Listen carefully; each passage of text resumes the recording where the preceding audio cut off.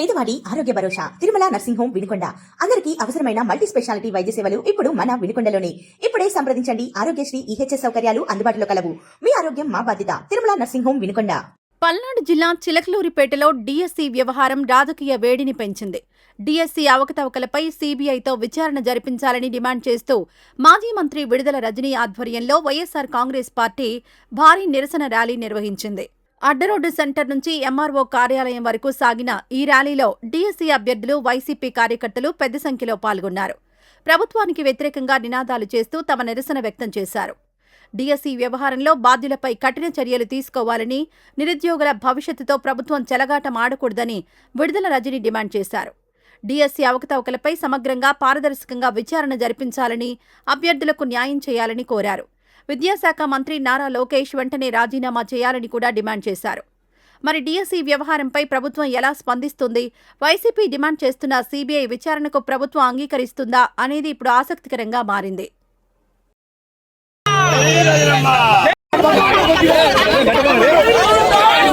ఒకటి, డీఎస్సీలో జరిగినటువంటి అవకతవకలు కావచ్చు, స్కామ్ కావచ్చు, డీఎస్సీ అభ్యర్థుల్ని ఏ విధంగా ఈ ప్రభుత్వం ఏడిపిస్తుందో మనం చూస్తా ఉన్నాం. కాబట్టి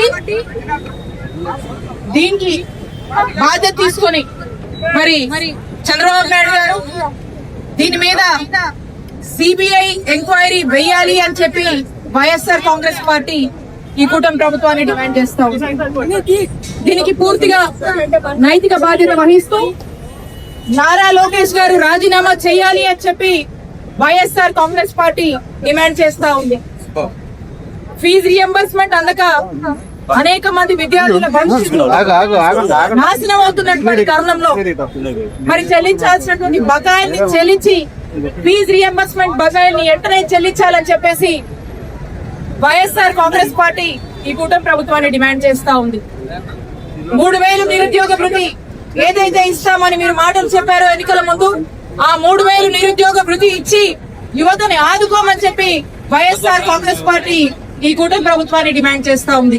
ఈ 4 డిమాండ్స్ కోసం గత 4 రోజులుగా కూడా రాష్ట్ర వ్యాప్తంగా కూడా నిరాహార దీక్షలు చేస్తాం. మనం కూడా చేశాము. మరి ఏ విధంగా కంటిన్యూస్ గా అధికార పార్టీ ఒత్తిళ్లకు పోలీసులు మనల్ని ఏ విధంగా వేధించారు, ఇబ్బంది పెట్టారో మీరందరూ చూశారు. అయినా కూడా ఎక్కడ తగ్గకుండా మనం ఈ రిలే నిరాహార దీక్షలు గాని, ఈ రోజు కార్యక్రమం గాని చేస్తున్నామంటే దానికి మీ అందరి వల్లే, మీ అందరి మద్దతు వల్లే, మీ అందరి సపోర్ట్ వల్లే ఇది సాధ్యమైంది. ఇదే కాదు, మనకు మొదటి నుంచి ఈ 2 ఏళ్లుగా ఎన్ని కేసులు పెట్టినా, ఎన్ని ఇబ్బందులు పెట్టినా కూడా మనం నిలదొక్కుని ఇలా బలంగా మన పార్టీని, మన పార్టీ కార్యక్రమాల్ని మనం ముందుకు తీసుకువెళ్ళగలుగుతున్నామంటే దానికి కారణం ఇక్కడ ఉన్నటువంటి ప్రతి ఒక్కరూ అని చెప్పి మరొకసారి మీ అందరినీ కూడా